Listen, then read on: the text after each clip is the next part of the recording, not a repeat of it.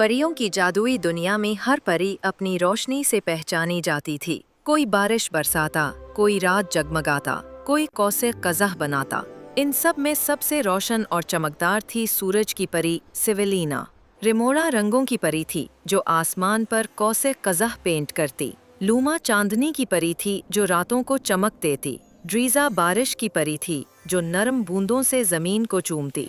और इन तीनों की रहनुमा थी सिविलिना, जो सूरज को जगाती, दुनिया को रोशनी देती और जिंदगी में गर्मी भरती। इसके परों से सुनहरी किरणें निकलती थीं जो आसमान को रोशन करती। जब वो हंसती तो पहाड़ चमक उठते, दरिया चमकते और फूल खुल जाते। सब परियां उसे पसंद करती थीं क्योंकि वो दिल से नर्म थी। वो सूरज के साथ दिन शुरू करती और शाम के साथ आराम करती। एक दिन सिविलिना ने आसमान से जमीन की तरफ देखा। वहां इंसान खुशी से सूरज की रोशनी में खेल रहे थे।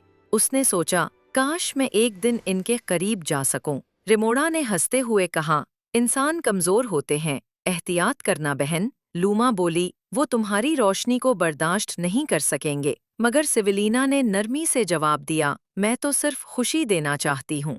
अगली सुबह वो एक सुनहरी किरण में लिपटी जमीन पर उतरी। जमीन पर पहला कदम रखते ही आसमान मजीद रोशन हो गया। लोगों ने हैरत से देखा और धूप में मुस्कुराने लगे। बच्चे बाग में खेलने लगे, फूल झूमने लगे, दरख्त चमकने लगे। हर कोई खुश था। कितना खूबसूरत दिन है, वो बोले। सिविलिना के दिल में मुसर्रत की लहर दौड़ गई। मगर वक्त के साथ लोगों ने शिकायतें शुरू कर दी। ये धूप बहुत तेज है, जमीन जल रही ही है, आवाजें उठने लगीं। सिविलिना के चेहरे पर पहली बार उदासी छा गई। उसने आसमान की तरफ देखा। सूरज खामोश था, पहाड़ों पर साया बढ़ने लगा, दरिया सुस्त हो गए। और सिविलिना ने दिल में सोचा, क्या मेरी रोशनी नुकसान पहुंचा रही है? वो चुपचाप जंगल में चली गई, जहां दरख्त भी मांद पड़ गए थे। एक नदी के किनारे बैठकर उसने अपनी चमक कम कर दी। पहली बार जमीन पर साया छा गया, फूल मुरझा गए, परिंदे चुप हो गए, बच्चे सर्दी से लरजने लगे। दुनिया ने पहली बार सूरज के बगैर दिन देखा। इंसानों को एहसास हुआ कि रोशनी कितनी कीमती है। लोग चिराग जलाने लगे, मगर कोई भी सूरज जैसी चमक न दे सका। गांव अंधेरे में डूब गए, सर्दी हर तरफ फैल गई।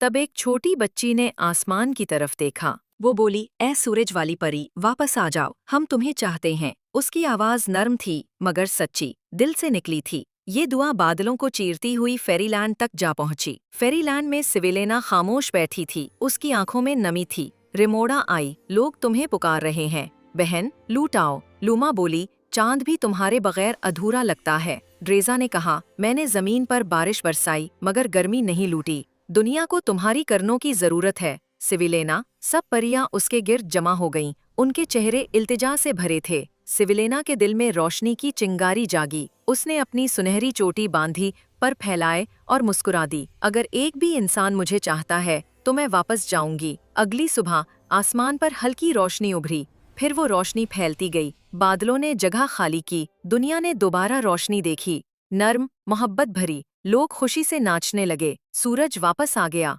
वो चलाए, फूलों ने चेहरे उठा लिए, परिंदे गाने लगे, सर्दी पिघल गई और जिंदगी वापस आ गई। सिविलिना ने आसमान से नीचे देखा, बच्चे मुस्कुरा रहे थे। एक नदी के किनारे वही बच्ची हाथ उठाए दुआ कर रही थी। सिविलिना के चेहरे पर पहली बार फिर चमक लौटी। उसने सूरज से कहा, अब मैं अपनी रोशनी नर्म रखूंगी। रोशनी खूबसूरत तब है जब दिल खुश हो। सूरज ने प्यार से जवाब दिया, तुमने इंसानों को मोहब्बत सिखाई। उस दिन के बाद सूरज की धूप कभी जला देने वाली न रही। उसकी करनें नर्म, गरम और मोहब्बत से लबरेज थीं। लोग अब रोशनी से डरते नहीं, शुक्र अदा करते। रिमोड़ा ने खुशी में आसमान पर 7 रंग बिखेर दिए। लूमा ने रात को नया चांद जगमगाया। ड्रेजा ने बारिश से जमीन को नहलाया। जश्न था हर तरफ। फेरीलैंड में सब परियां सिविलिना के इर्द गिर्द जमा हुईं। वो बोली, तुमने हमें सिखाया कि रोशनी भी एहसास मांगती है। सिविलिना ने नरमी से कहा, और अंधेरा हमेशा आर्जी होता है।